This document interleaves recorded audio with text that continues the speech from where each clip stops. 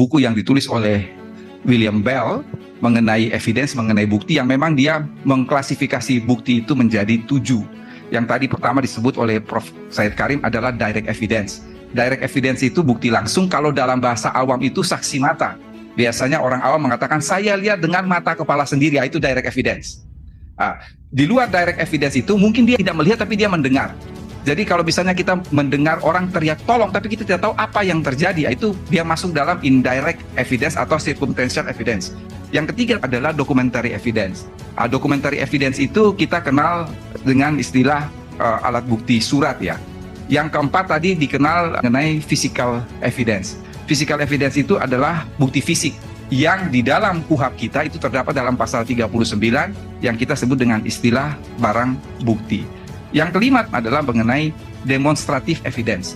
Demonstrative evidence ini, Bapak Ibu, teman-teman mahasiswa yang sering kita lihat di TV, itu bahasanya adalah rekonstruksi atau reka ulang. Itu adalah demonstrative evidence yang biasanya digunakan oleh polisi supaya bagaimana dalam melihat perkara itu seolah-olah mendekati kenyataan perkara tersebut, maka dilakukan reka ulang atau rekonstruksi.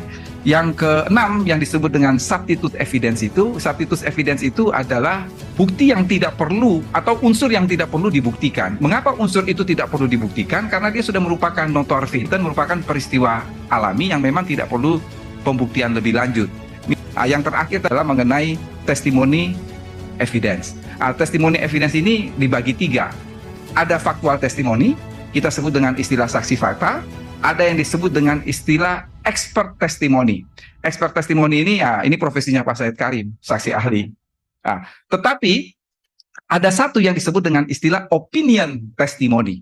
Jadi opinion testimony ini dia mengalami suatu peristiwa hukum itu sebagai saksi fakta, tetapi dia juga bisa memberikan penilaian terhadap fakta tersebut karena dia seorang ahli.